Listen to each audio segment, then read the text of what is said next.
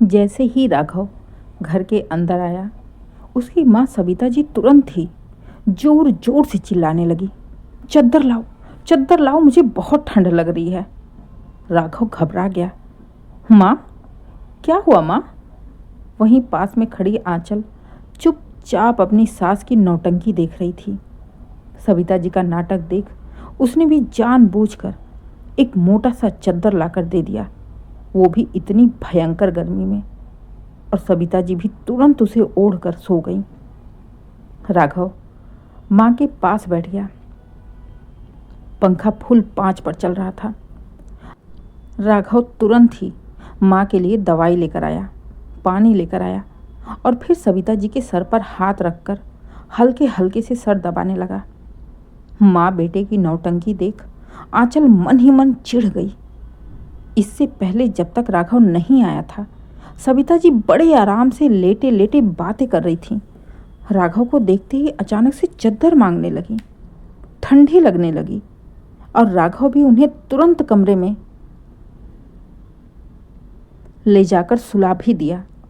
बस आंचल ने भी क्या किया कि तुरंत ही जाकर ये बोलते हुए पंखा बंद कर दिया कि जब माँ जी को ठंडी लग रही है तो पंखा चलाने की क्या ज़रूरत है। बस इसके बाद 2 मिनट के अंदर में ही जो हुआ उसे देख आंचल मन ही मन हंसने लगी। पंखा बंद करने के बाद तुरंत ही सविता जी ने चद्दर उठाकर फेंक दिया अपने ऊपर से। भाई, गर्मी भी तो जबरदस्त थी, नाटक अपनी जगह था। इस भयंकर गर्मी में पंखे की हवा का भी जहाँ कुछ पता नहीं चलता, वहाँ पंखा बंद कर चादर ओढ़कर सोने में हालत तो खराब होगी ही ना। जिसके चलते सविता जी ने तुरंत ही चादर उठाकर फेंक दिया। मुस्कुराते हुए आंचल ने धीरे से कहा, माँ जी, क्या हुआ? आपको ठंडी नहीं लग रही क्या? तो सविता जी कुछ भी नहीं बोली। तो राघव ने पंखा चालू करने के लिए कहा। बस आंचल ने भी सबसे पहले चद्दर उठाकर साइड में रख दिया ताकि पंखा चालू होते ही ये दोबारा चद्दर ओढ़ ना सके। इसके बाद ही पंखा चालू किया। सारा खेल मुश्किल से 10 मिनट के अंदर ही हो गया। राघव भी अपनी माँ की ये सारी नौटंकी देख रहा था। तो आंचल ने राघव से कहा, राघव, देखा ना, ये नौटंकी होती है दिन भर मेरे साथ। मैं जब भी कुछ बोलती हूँ तो तुम्हें लगता है कि मैं तुम्हारी माँ से जलती हूँ। देख लिया ना, तुम्हारे आने से पहले ये अच्छी खासी थी, तुम्हें देखते ही इनको ठंड लगने लगी। अब बेचारा राघव कुछ भी नहीं बोल पाया। क्या बोले, सारा कुछ तो उसकी आंखों के सामने ही हो गया था। अपनी माँ की ऐसी नौटंकी तो वो सपने में भी नहीं सोच सकता, क्योंकि माँ इतनी मीठी बोली बोलती थी, इतने प्यार से बोलती थी कि राघव के सामने कि वो सपने में भी नहीं सोच सकता कि उसकी माँ ऐसा भी कुछ कर सकती है। असल में राघव और आंचल की शादी अभी 1 साल पहले ही हुई थी। राघव बाहर रहकर नौकरी करता तो 4-6 महीने में जब भी उसे 10-15 दिन की छुट्टी मिलती, वो घर आ जाता। आंचल को वो अपने साथ नहीं ले जा पाता, क्योंकि जब भी वो आंचल को ले जाने की बातें करता तो सविता जी को कोई ना कोई भयंकर रोग पकड़ लेता और हालत ऐसी हो जाती कि अस्पताल में एडमिट होना पड़ता, जिसके चलते राघव आंचल को अपने साथ लेकर जा ही नहीं पाता। कोई भी बेटा अपनी माँ को नौटंकीबाज नहीं कह सकता, क्योंकि माँ माँ होती है। उसे नहीं पता था कि कुछ माँ ऐसी भी होती हैं जिनकी चिंता बहू के आने के बाद बेटे के लिए और बढ़ जाती है। वो बेटे को बहू से बांटना नहीं चाहती। शादी तो कर दी, लेकिन ये नहीं चाहती कि बेटा दिन भर बहू के पास रहे, बहू से बातें करे, उसके साथ घूमे फिरे।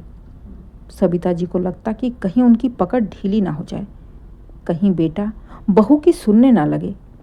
बेटे को घर का मालिक तो बना दिया, लेकिन बहू को मालकिन नहीं बना पाई, खुद ही मालकिन बन बैठी। इस बार भी सविता जी की यही नौटंकी चालू थी।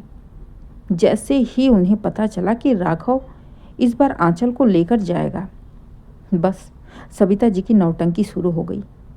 लेकिन इस बार आंचल ने भी ठान लिया था कि चाहे कुछ भी हो जाए, इस बार वो अपने पति के साथ जाकर ही रहेगी और साथ ही साथ सविता जी की नौटंकी को राघव के सामने लाकर रहेगी।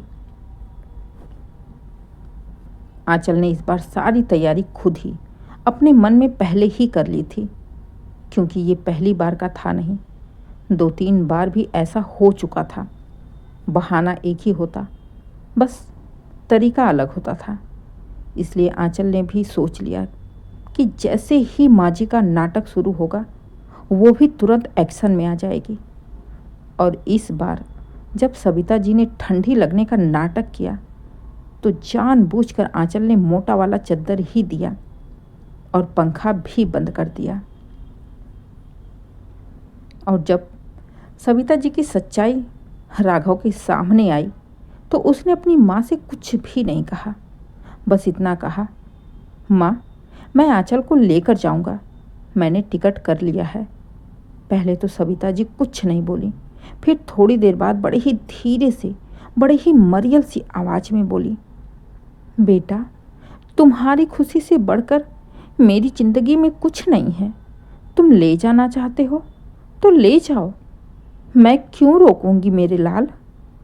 तुम खुश रहोगे तो मैं तो वैसे ही खुश रहूंगी। मैं उन लोगों में से नहीं हूँ जो अपनी खुशी के लिए किसी के दुख को, तकलीफ को ना देखे। तुम ले जाओ बेटा, मेरी चिंता ना करो।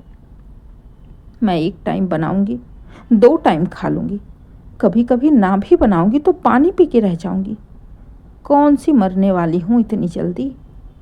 तो राघव ने कहा, नहीं माँ, ऐसी बात नहीं है, ऐसा मत बोलो। मेरे रहते हुए तुम्हें खाना बनाने की ज़रूरत नहीं है। मेरी कमाई किस काम की, जब तुम ऐसी हालत में खुद बनाओगी खाओगी तो। राघव की बात सुन सविता जी को लगा कि अब राघव आंचल को नहीं ले जाएगा। आखिरकार उसे माँ के ऊपर तरस आ ही गया। ये सोच अंदर ही अंदर सविता जी के मन में लड्डू फूटने लगे। फिर वो धीरे से बोली, नहीं बेटा, मेरी वजह से तुम बहू को मत छोड़ो, ले जा, तुम ले जा।